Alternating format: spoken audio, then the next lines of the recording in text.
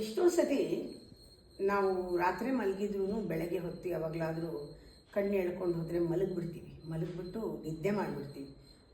ಆಮೇಲೆ ಎದ್ದಾಗ ತುಂಬ ಕಸಿವಿಸಿ ಆಗುತ್ತೆ. ನೀವು ಗಮನಿಸಿರ್ಬೋದು.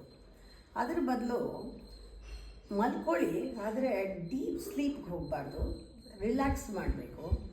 ಆ ಟೈಮ್ನಲ್ಲಿ ನೀವು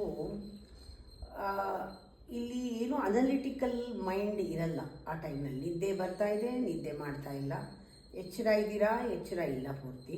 ಈ ಕಡೆ ಕನಸು ಅಲ್ಲ, ಆ ಸ್ಟೇಟ್ನ ಕ್ರಿಯೇಟ್ ಮಾಡ್ತೀವಿ. ಇಟ್ಸ್ ಲೈಕ್ ಮೆಡಿಟೇಷನ್, ರಿಲ್ಯಾಕ್ಸಿಂಗ್ ಏನೇ ಸೋಫಾ ಕೌಚ್ ಆರ್ ಮ್ಯಾಟ್ ಹಾಕ್ಕೊಂಡು ಸುಮ್ಮನೆ ಮಲಗಿದ್ರು ಕೂಡ ನಿದ್ದೆ ಮಾಡಬೇಡಿ, ಸ್ವಲ್ಪ ಎದ್ದೀರಿ.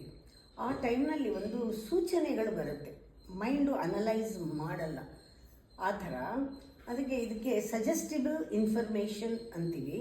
ಒಂಥರ ನಮಗೆ ಒಳಗಡೆಯಿಂದ ಸೂಚನೆಗಳು ಬರುತ್ತೆ, ಅದನ್ನು ಅಕ್ಸೆಪ್ಟ್ ಮಾಡಬೇಕು, ಅದನ್ನು ನಂಬಬೇಕು, ಅದಕ್ಕೆ ಸರೆಂಡರ್ ಆಗಬೇಕು.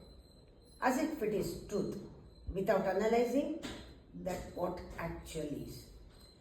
ಇದನ್ನು ಆ ಥರ ಬಿಟ್ಟಾಗ ನಾವು ವಿಶ್ಲೇಷಣೆ ಇಲ್ಲ, ಏನಿದೆಯೋ ಅದಕ್ಕೆ ಸರೆಂಡರ್ ಆಗಿದ್ದೀವಿ.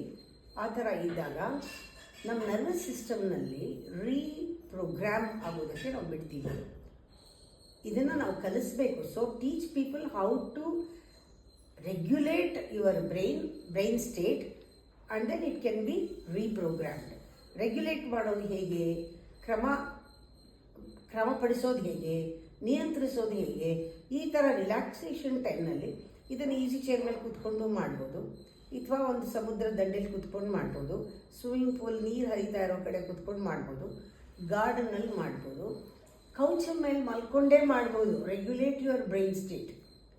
ಆ್ಯಂಡ್ ನೋಡ್ತಾ ಇದ್ದರೆ ಹಾಗೇನೇ ನಮಗೆ ನಮ್ಮಲ್ಲಿ ಒಂದು ಆಟೋನಮಸ್ ನರ್ವಸ್ ಸಿಸ್ಟಮ್ ಏನಿದೆ ಮೆದುಳಿನಲ್ಲಿ ಸ್ವಯಂ ಚಾಲಿತವಾದದ್ದು, ಸ್ವಯಂ ನಿಯಂತ್ರಿತವಾದ ಒಂದು ಬದಲಾವಣೆ ತಾನೇ ಆಗುತ್ತೆ.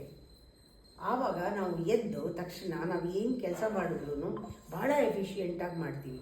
ಆ ಥರ ರಿಲ್ಯಾಕ್ಸೇಷನ್ಗೆ ಆಫೀಸ್ನಲ್ಲಿ ಒಂದು ಸ್ವಲ್ಪ ಟೈಮ್ ಕೊಡಬೇಕು, ಒಬ್ಬೊಬ್ಬರೇ ಕೂತ್ಕೋಬೇಕು, ಅದಕ್ಕೆ ಆರಾಮಾಗಿ ರಿಲ್ಯಾಕ್ಸ್ ಮಾಡಬೇಕು, ಬಾಡಿ ರಿಲ್ಯಾಕ್ಸ್ ಮಾಡಬೇಕು, ಮೈಂಡ್ ರಿಲ್ಯಾಕ್ಸ್ ಮಾಡಬೇಕು.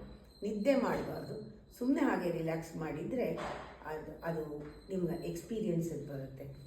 ಸಜೆಸ್ಟಬಲ್ ಇನ್ಫಾರ್ಮೇಷನ್ ನಿಮಗೆ ಸಿಗುತ್ತೆ. ಆ ಸಜೆಸ್ಟಬಿಲಿಟಿ ಅಂದರೆ ಏನು? acceptance, ability to accept, believe and surrender as if it is the truth.